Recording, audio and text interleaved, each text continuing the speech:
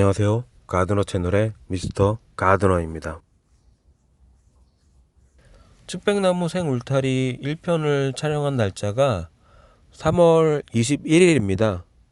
그리고 오늘이 6월 12일이니까 한 80일 정도 시간이 흘렀습니다. 고맙게도 측백나무가 아무 문제 없이 잘 자라주고 있습니다. 이 시기가 되면 측백나무가 높이 성장을 하기 위해서 새순들을 급격하게 올려줍니다. 화면을 보시면 그 기존에 있던 잎들에서 한 15cm 정도가 삐쭉 올라왔고, 이 상태에서 옆으로 가지들이 퍼지면서 성장을 하게 됩니다.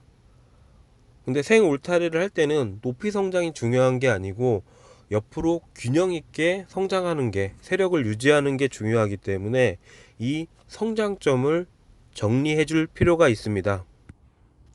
1편에서 측백나무의 목질화된 부분을 데크 기준으로 140cm에서 다 전지를 해줬습니다. 지금 80일이 지난 지금 측백나무의 높이는, 키는 데크 기준으로 한 170cm 내외입니다. 1편 촬영할 당시 150cm였던 제일 작은 측백나무가 80일이 지난 이후에 지금 한 170cm 정도로 20cm 정도 성장을 했습니다. 웃자란 잎들을 목표치인 160cm에서 전지를 해 줍니다. 중간에 목질화된 부분이 있으면 목질화된 부분은 150cm에서 전지를 해 줬습니다.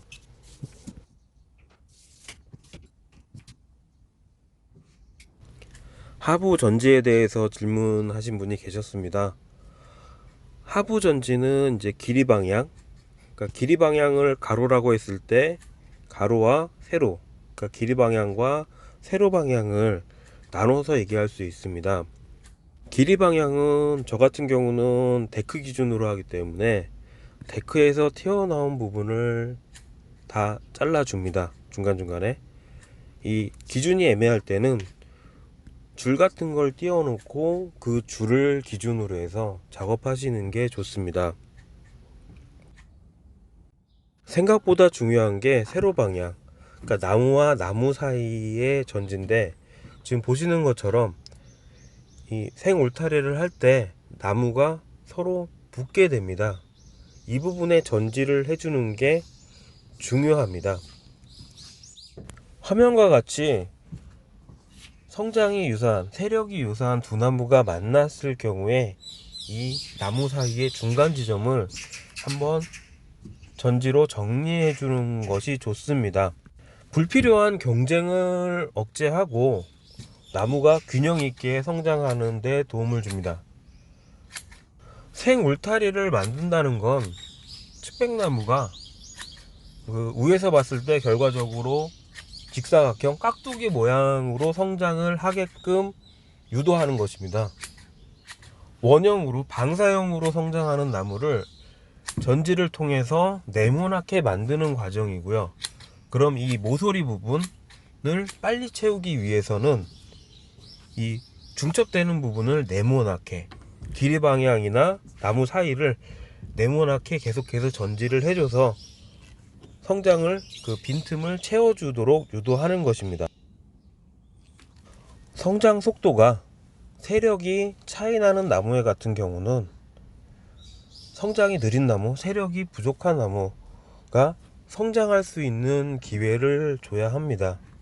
그래서 나무와 나무 사이 중간 지점을 정리를 해줍니다.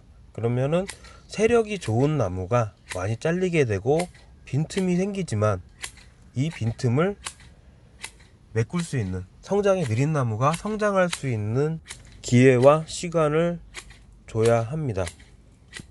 나무 사이를 관리를 해주지 않으면 나중에 세력이 좋은 나무가 너무 과성장하게 되고, 반대로 세력이 약한 나무는 점점 더 위축돼서 전체적인 생육 밸런스가 깨지게 돼서 여러 가지 부작용이 발생할 수 있습니다.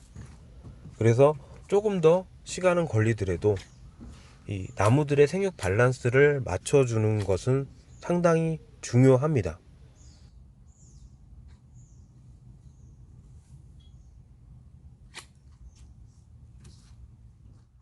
결과적으로 화면상에 보이는 빈틈을 균형감 있게 메꾸는 게 건강한 아름다운 생울타리를 만드는 요령입니다. 지난 3월과 6월의 비교 모습입니다. 고맙게도 너무 잘 성장해 주고 있습니다. 내년 정도면 완벽하진 않지만 그래도 어느 정도 생울타리의 모습을 갖추지 않을까 조심스럽게 생각해 봅니다. 비료주기 12에 관련해서 질문하신 분이 계셨습니다. 비료는 봄, 가을로 복합 비료를 한 번 정도 주고요. 겨울에 월동 들어가기 전에 펠렛 개분을 조금 줍니다. 그리고 이맘때 장마 전에 살균제와 살충제를 살포합니다. 살균제나 살충제를 뿌릴 때 액비료를 같이 섞어서 줍니다. 액비료가 상당히 효과가 즉각적으로 나타나는 것 같습니다. 일반적인 비료, 그러니까 이제 복합 비료라든지 이제 땅에 뿌리는 비료는 토양 오염의 우려가 많기 때문에 가능한 한 좀 양을 줄이는 게 좋고요. 액비료는 그에 반해 토양 오염에 대한 부담이 적기 때문에 선호하는 편입니다. 측백나무 새순이 나는 시기에 액비료를 주게 되면 더 많은 효과를 보실 수 있습니다. 지금 말씀드린 관리, 시비나 밑거름이나 소독이나 이런 거는 측백나무에 한정된 내용은 아닙니다. 측백나무를 별도로 관리하는 건 없습니다. 정원에 있는 모든 아이들에게 지금 말씀드린 것 같은 관리를 기본으로 해줍니다. 제 생각엔 이 정도 관리는 그냥 기본이라고 생각을 합니다. 다시 말해서 측백나무는 어느 정도 기본만 지켜주면 기본적인 관리만 해줘도 충분히 잘 성장할 수 있는 나무입니다. 이상 미스터 가드너였습니다. 감사합니다.